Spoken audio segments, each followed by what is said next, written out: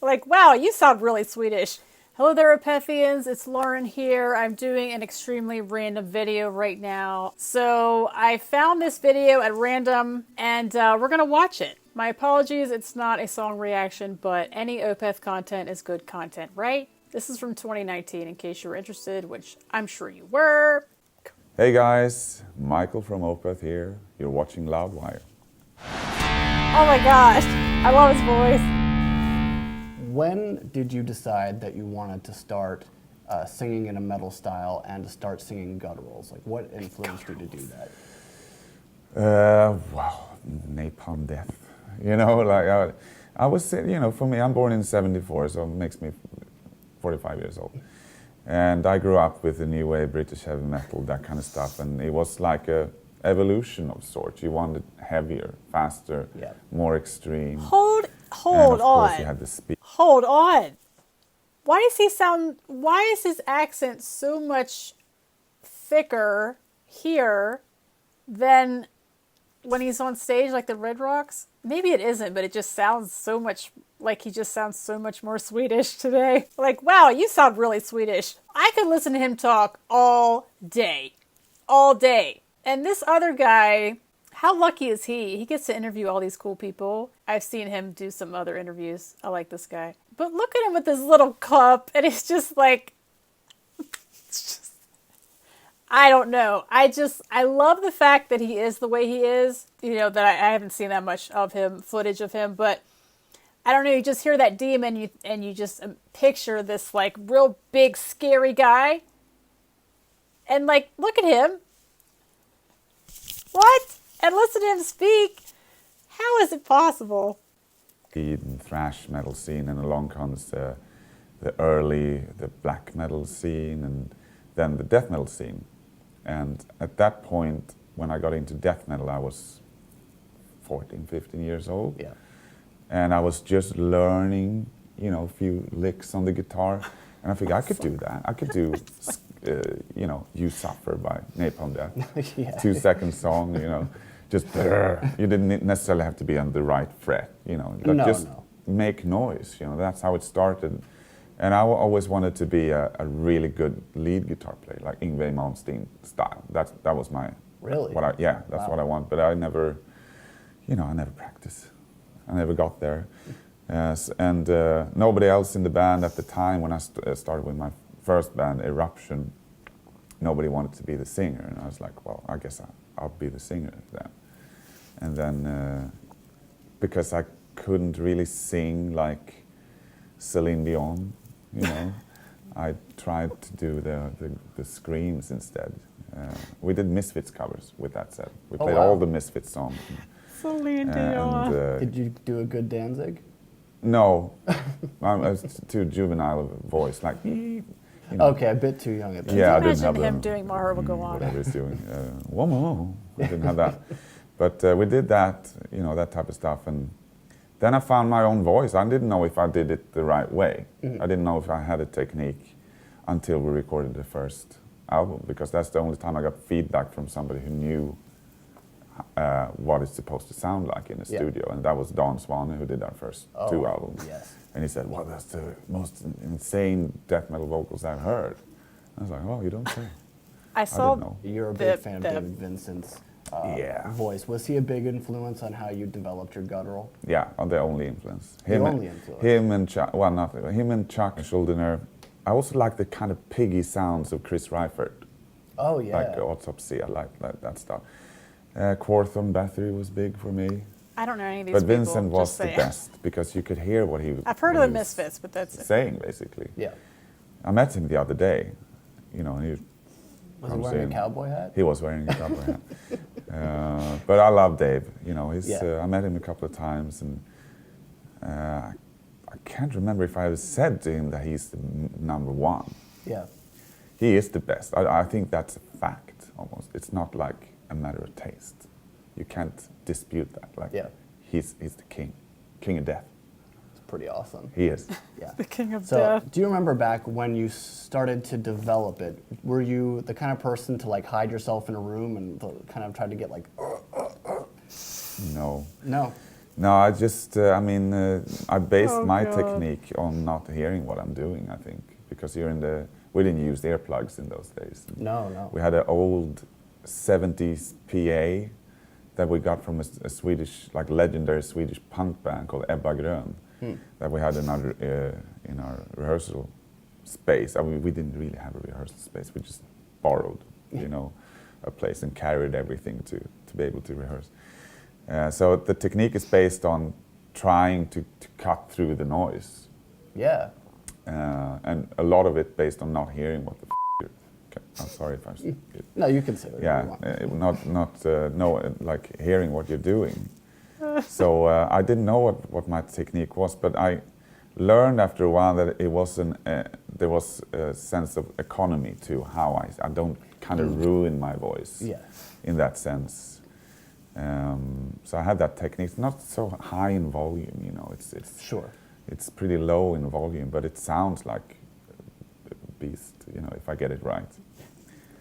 But it wasn't until we started recording that I could see that it actually sounds good with a good sound too. I was hoping he would say that's demon. awesome. You didn't even really know what it sounded like while you were doing it. No. So you were pleasantly surprised when you heard it back. Yeah, I liked it. And also I still do that with the clean vocals too. I want to sound like someone else, basically. I don't want to hear me in the mix. I want to listen to a band that I'm not involved in, so I can listen as a fan, if you know what I mean. Yeah. So that, with the screaming vocals, that was That's a much cool easier, of course, because mentality. I don't sound like that. With the clean vocals, I try to, reach those types of levels of the people that I admire, and those are all great singers, and I'm not a great singer. I'm just trying to sound like someone else. Stop it. Were you trying to sound like anyone in particular on this new record? Well, I ended up finding I wonder what record they're talking a about. voice that I think sounds good because If you I'm know, singing let me know. really over my abilities. I'm singing higher than I can, and then it sounds. You get that frustrated sound, which I like in my voice, if you know what I mean. I don't remember now. But my idols are the 2019. good stuff. So what album like would that Ronnie be? Dio, Paul Rogers, those types that has the blues. I know who that is. In blues background. But then I also like singer-songwriters like Nick Drake and Joni Mitchell and I know who they are. Coverdale. Of course. David Coverdale. Yeah. Those types of. I'm not very big on power metal like that. Sure. No, that sounds a bit silly to me. So I want that type of. That sounded I guess, good. man's Just voice. that note. That type of stuff I like, and especially if they have that bluesy roots. I'm looking. I really like that. 2019. Awesome. Michael, thank you so much for talking to that me the- today. Cheers. In Cauda Venenum is Yeah. the new record. That's right. September 27th. Pick it up. Cheers. Oh, I just.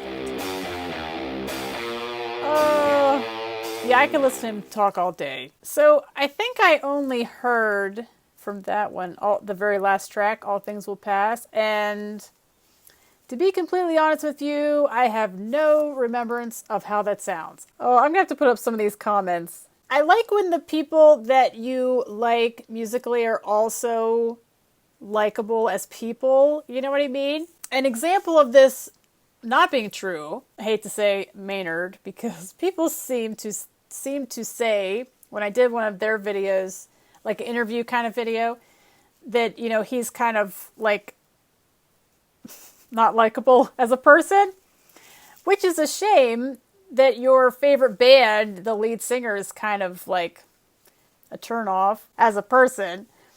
But this guy, I don't know how you could not love him. I mean, he apologized for saying the F word. I know that's just a stupid small thing, but I just love that kind of stuff. And he's so freaking humble to say he's not a great singer. I mean, he could at least say, like, I can hold my own, or I do my best, but just to flat out say I'm not a great singer, like, what? What? My favorite part of this interview, aside from just hearing him speak, is when he said that he likes to sound like someone else so that he can listen to their music as a fan, and like he's not even in the band. That's such a cool thing. But yeah, I just love him. I wonder if Keyboard Guy has interviews. Do you think Keyboard Guy has an interview? Wait a minute. This might be a two-parter. Oh, do I have time for this? The whole reason I did a video is because I didn't have time to do a song, and now I'm watching 2 videos.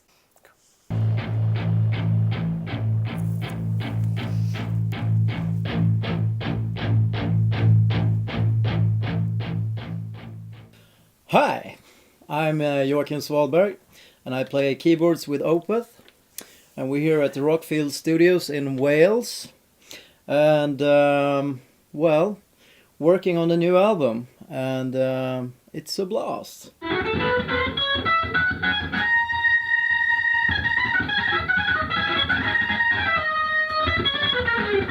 It's gone really well. I mean, basically, it's easier for me in a sense because Mike has been recording the keyboards on MIDI, sort of, so to speak. So what he's done, MIDI, I I can know basically look at the Focus here. grown-ups Lego kind of thing, and I Look can at his see little hat. what it is, you know. And but then I again, can't you know, see. if you're Okay, I working can't like see. that, you still have a little freedom to tweak it your own way, you know, and I love him so taking much. all that into consideration, but also putting a little bit of my own touch and feel to it. So, but in other words, Look at him- I look was at him go. pretty much very prepared when we got into the studio. I didn't have to ask what kind of chord is it, what melody. I knew that already. So He's got all his it's been gypsy going gear on. quite fast, actually. As usual, I am using old keyboards, vintage keyboards, like a C3 organ Mellotron. with a proper Leslie, you know, old school Rhodes Mellotron. 88s, and what else? Grand piano, even an electric harpsichord, which is really cool. And what else? Yeah, I got the Mini Moog, and of course the Mellotrons.